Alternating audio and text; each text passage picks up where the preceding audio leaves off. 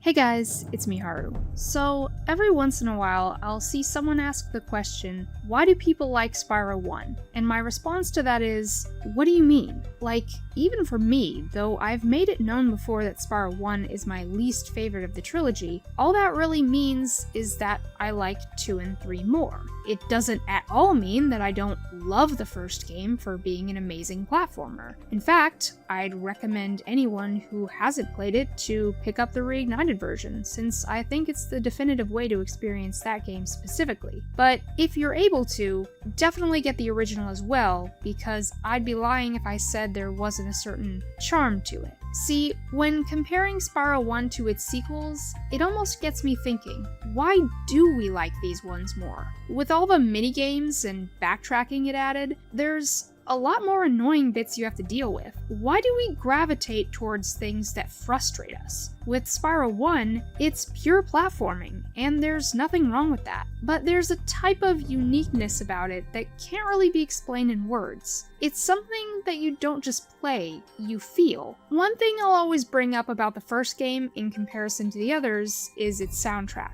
The way the tones shift along with the game's atmosphere from happy and upbeat to gloomy and sinister is something that I don't think the sequels capture quite as well. Obviously, it wouldn't be right to say the other soundtracks don't invoke an emotional response, as it's all subjective and heavily nostalgia-based, but Spyro 1's music is something special. Now, maybe this is all only apparent to those of us who played it as kids, but personally, I think it has a kind of vibe that wasn't present in 2 or 3. It almost had a threatening sort of aura about it. I've described it this way before. You're a small dragon, alone in a big world where everything is out to get you. You really feel like you're on this great and terrifying adventure. And you're afraid, but you know that Spyro isn't. He's there to toast those enemies and collect the treasure. You put yourself in his position and you know you can do it. His confidence gives you the strength to continue. Spyro 1 is all about discovery. You platform around these lands from grassy fields to floating castles, and aside from the enemies, they may seem barren and devoid of life,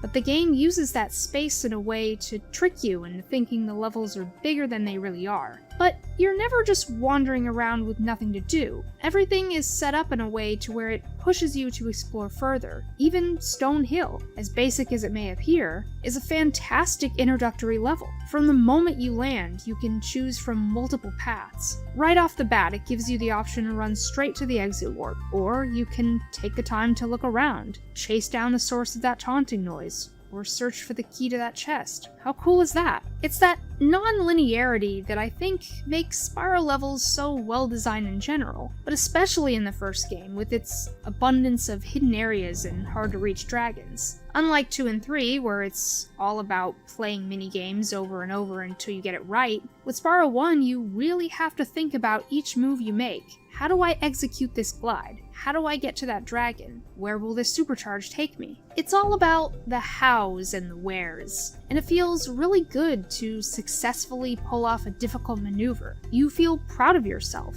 and you don't get the same sense of accomplishment just by persevering through a bunch of repetitive orb and egg challenges. I mean, don't get me wrong, you still feel relief, but it's not the same. Because of this, there are some people who see Spyro 1 as the hardest of all 3 to complete. I think all of that is what makes it the easiest, because once you get the hang of everything, you can breeze right through most of it. And knowing a game inside and out, to the point where you can go through it so quickly, isn't necessarily a bad thing. I feel due to the sequels having more to offer in a sense, that's why people remember them more fondly and hold them in higher regard. There's more to do, more characters to talk to, and even play as in Near the Dragon's case. And that can be seen as more memorable in the long run. And this, unfortunately, is what overshadows Spyro 1 and why I think it goes underappreciated by many fans of the series. Yes, it's very straightforward in comparison, but it has its own challenge. And that's what makes it good. And I highly urge anyone who thinks it doesn't hold up to give it another chance,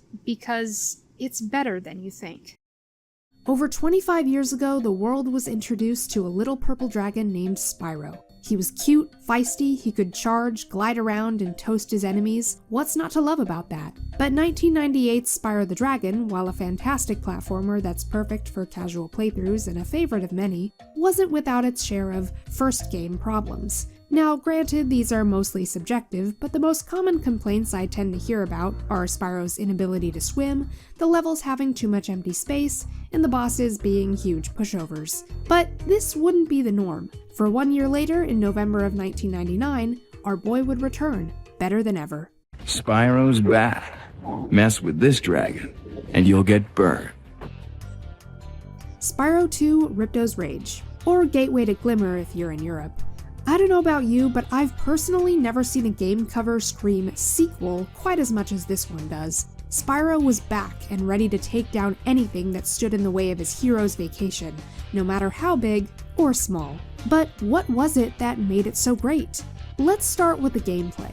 Spyro 2 takes our favorite purple dragon's abilities to new heights by expanding his moveset. Spyro can now hover after gliding for extra reach, spit rocks at distant foes, scale ladders, and perform a ground-pounding head bash. But the game changer? Spyro can finally swim, allowing for more complex level design. Remember the Fairy's Kiss and Supercharge from the first game?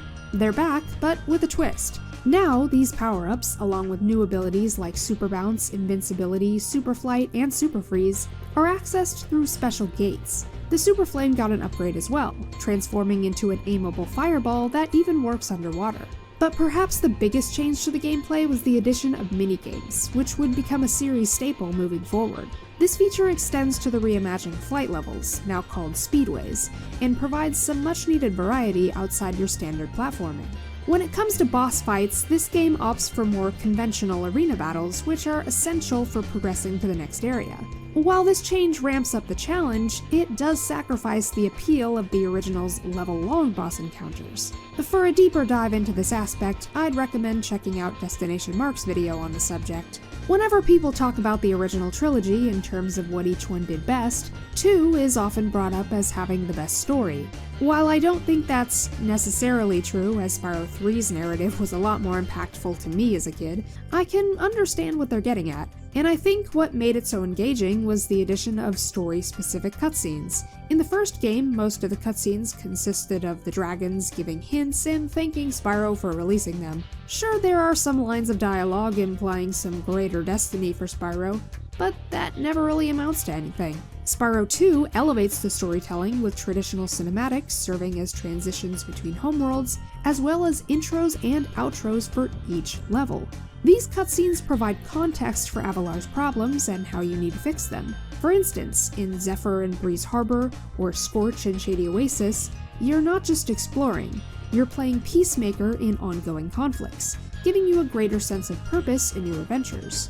Unlike the first game, where levels were themed after their respective homeworlds, Spyro 2 introduces a pairing system, creating a diverse landscape in Avalar that sets it apart from the Dragon Realms. Additionally, each level now has its own distinct NPCs, breathing life into them and addressing the emptiness that some players felt in the original game. You're no longer just passing through, you're interacting with the inhabitants, solving their problems, and becoming part of their world. The introduction of a new core cast of characters really added to the experience as well. Notably, Spyro's interactions with Ripto mark the only instance in the trilogy where he directly engages with the main antagonist outside of the final boss fight. Then there's Elora and Hunter, your guide and tutorial characters, and everyone's favorite greedy bear merchant Moneybags, who gives you a reason to keep collecting those gems.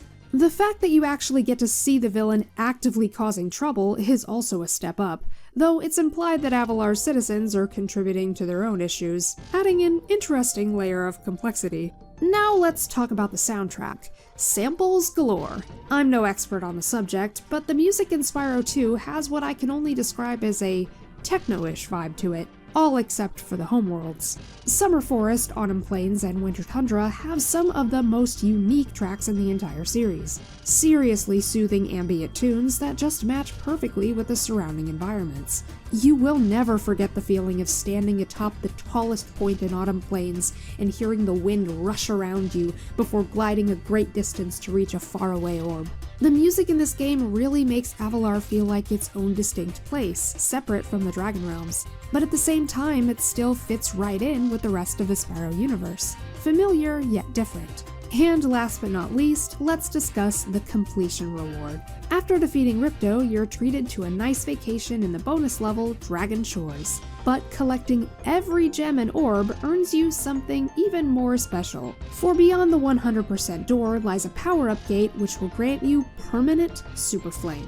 What's the point of this after already finishing the game, you might ask? Well, a little something called New Game Plus. And while I'm aware this isn't the greatest example of that, it does add a layer of replayability that the other two games in the trilogy don't have.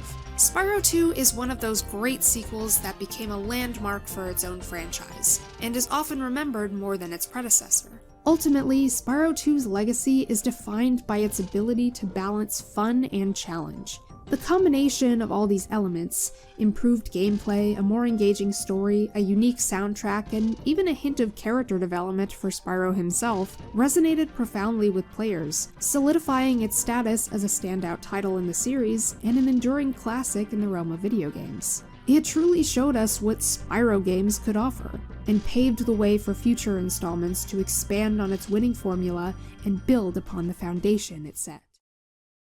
25 years ago, the original Spyro Trilogy came to a close with Year of the Dragon. Now, I've done countless videos about this particular game, from its overlooked plot points to its fascinating characters, and I even did a double review for its 20th anniversary. So what else is left to say?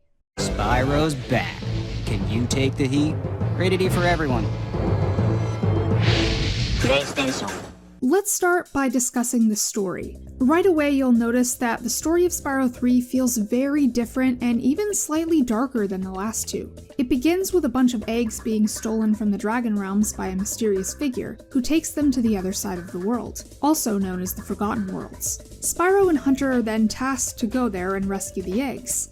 And as you go through the game, you'll speak to various characters and eventually discover that dragons used to live in this world but were banished long ago, and ever since, the magic has been slowly fading away. So in order for the magic to return, the sorceress, aka our main villain, ordered her minions to take the dragon eggs and keep them there. However, it turns out the sorceress's true plan is to hatch all the baby dragons so she can collect their wings for a spell that will make her immortal. Now, as a kid, to me, this was peak fiction. Never before had I played a game that really made me care about the characters and what was happening to them. Sure, I felt bad for the citizens of Avalar, but they were causing a lot of their own problems. Here, things seem more ominous, like the situation is much more dire than we're led to believe, which does end up being the case, and much of that is due to how the characters describe things. A new world, of course, means new friends and foes, and this game has the largest cast yet. First, we have our main villain, the sorceress. Not the most original name, sure, but her motive? Probably the darkest in the whole trilogy. Murdering baby dragons just for an immortality spell? Messed up. Interestingly enough, she was actually meant to be a dragon herself, as shown in this concept art. But the team at Insomniac thought it was best to not introduce female dragons this way. Next up is my personal favorite of the bunch, Bianca the Rabbit. I have a whole playlist dedicated to videos about her if you're interested, so I'm just going to reiterate what I said in those. Bianca was the first character in the franchise who actually went through an arc and developed throughout the story. Sure, you can argue Spyro himself changed from 1 to 2, but that was more so the devs fixing him to appease those who complained about his personality. Bianca, on the other hand, was intentionally designed to go through this change. As Oliver Wade said on my podcast, they wanted to have a reveal. The primary goal was to have her look and act antagonistic toward the player at the beginning, and then gradually show a softer side up until the end when she finally becomes an ally. And if you ask me, given the limitations set, this played out beautifully. In Spyro Year of the Dragon, we have done more with variety and gameplay than we've done in any of our previous games. Coming off the heels of Spyro 2, it's no surprise that the gameplay followed a similar formula. You begin with a full moveset, including all the abilities you learned from Moneybags in the last game. The main difference is this game does not see Spyro learning any new moves. In fact, with some of the power-up gates missing, he has even less. So you may be asking, where is the variety? Well, that comes in the form of more characters. The thing we like the most about Spyro Year of the Dragon is that you can play as 4 different critters in the game. You can play as a strong man, you can play as Sheila the kangaroo, you can play as Sergeant Bird the penguin, and you can play as Agent 9, who's a monkey with a big gun who runs around blasting things. Yes, this game really mixes things up by giving you not 1, not 2, but 6 extra playable characters. First, the 4 mentioned previously, Sheila the kangaroo with her high jumps and kicks, Sergeant Bird the flying penguin with his rocket launchers, Bentley the yeti who smashes things with his club, and Agent 9 the trigger-happy monkey. But then you also have Hunter in the Speedway challenges, and even Sparks himself. Sometimes this can be a problem in video games, especially when you're forced to switch back and forth between multiple characters with different movesets. However, luckily all of them are confined to their own levels or challenge portals. So, aside from the critters' home levels, if you're not going for 100%, you could totally skip their minigames. One of the biggest complaints I see about Spyro 2 is how annoying the backtracking can be, especially in areas where there's only one challenge left, but you can't do it without a certain ability. Here, all the backtracking involves the new characters, which makes it more interesting. As for new moves, well, this time around, instead of Spyro, they're given to Sparks. Upon completing each of his 4 levels, you're rewarded with a new ability, an increased gem grabbing radius, the gem finder, which is unlocked by default in a reignited version, an extra hit point, and the box breaker, which in my opinion deserves a lot more recognition than it gets. Another addition to the gameplay is skateboarding. Yeah, it's very obvious what games were popular at the time Year of the Dragon was made, but when implemented here, it's hit and miss. It doesn't control horribly, at least not in the original, and it's fun to play around in the skate parks and do tricks, but the racetracks, not so much. Something I love about the worlds and environments is how diverse they are from each other. Aside from maybe Icy Peak and Frozen Altars, each level is unique and stands on its own. Unfortunately, some of the minigames follow the same formula, and as a result, they don't always feel like they fit their level. Like, why am I doing a tank battle in ancient Egypt, or boxing in the snow? It's a little odd. But the gameplay wasn't the only thing that was varied. Stuart Copeland's music throughout the trilogy is so iconic, and according to many, this is his best work. Now before you say anything, I know it wasn't just him. In this game, he actually collaborated with another composer by the name of Ryan Beveridge, and the result is a sound that is undeniably Spyro 3. It moves beyond the drum beats of the first game or the electronic samples of the second, becoming its own style, a mishmash of a bunch of different instruments I won't detail as I'm not a music expert, but you hear it and immediately know what it's from. Let's play a few you probably recognize.